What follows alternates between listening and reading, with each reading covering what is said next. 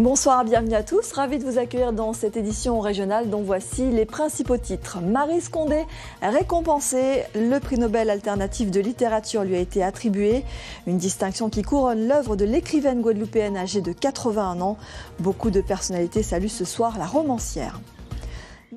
Et nous avons rencontré la fille de Maryse Condé. Sylvie Condé a accordé un entretien à Éric Rayapin dans lequel elle s'exprime sur cette distinction avec évidemment beaucoup de fierté pour sa maman. Vous l'avez dit Laetitia, c'est un jour exceptionnel pour les lecteurs de Maryse Condé, pour la littérature guadeloupéenne et la littérature caribéenne, mais également pour la famille de Maryse Condé. À nos côtés, Sylvie Condé, bonsoir. Bonsoir. Alors c'est un grand jour d'émotion, comment vivez-vous ce grand moment ? Effectivement, un très grand jour. Figurez-vous qu'on était réveillés dès 6 heures du matin et on était en train de suivre le film sur l'Académie et donc les résultats de ce prix Nobel alternatif avec cette nouvelle Académie.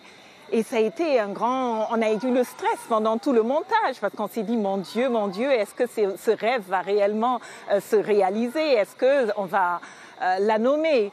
Et au bout de quoi? Au bout de 20 minutes de discours, d'échanges et tout, enfin le nom de Maryse Condé à qui on attribue le prix Nobel alternatif. Et ça a été une grande joie pour nous, un grand soulagement parce que c'est quand même quelqu'un qui a dédié toute sa vie à la littérature et c'était bien qu'elle soit couronnée comme ça. Une anecdote, c'est le premier roman de Maryse Condé qui vous a marqué, vous? Exactement, le premier roman qui m'a marqué, dans la mesure où on lui avait demandé donc de faire une pièce de théâtre et elle a écrit sur sa mère qui était une institutrice très sévère, très à cheval sur les principes et elle a donc fait son portrait.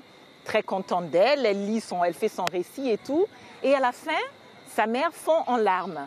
Alors, elle s'est rendue compte de la force de ses mots, de la force de son écriture. Et sa mère lui a dit, mais comment tu me vois comme ça? Et alors, donc, le chemin parcouru de cette jeune fille qui finalement aimait choquer, aimait critiquer et qui devient une grande écrivaine de portée internationale, qui parle de tous les sujets en allant de la colonisation à la période... Vous soulignez aussi cette combativité. Oui, très combative. Moi, j'aime bien le titre qu'on lui donne en disant « Maryse Condé, une voix singulière de la Caraïbe ». Je trouve que ça la caractérise tout à fait. Une femme qui n'a jamais voulu plaire, une femme qui a toujours voulu dire ce qu'elle pensait, une femme qui s'est toujours située hors norme, comme ça, avec beaucoup de courage. Et donc parfois, moi je suis un peu... Je dis, mais enfin, maman, mets un peu d'eau dans le vin, quoi, de temps en temps. Non, elle est égale à elle-même. Et aujourd'hui, voilà, on est très fiers d'elle, très contents. Alors, vous avez une bonne nouvelle à nous annoncer. Maryse Condé sera bientôt en Guadeloupe. Alors, je vais vous faire le scoop, Rayapin. Et effectivement, elle devrait normalement être là au mois de décembre.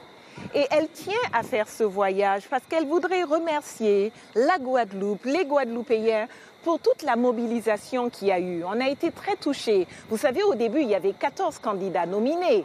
Et ensuite, à force de la mobilisation, et même vous, la presse, la radio, la télévision, Guadeloupe Première, etc.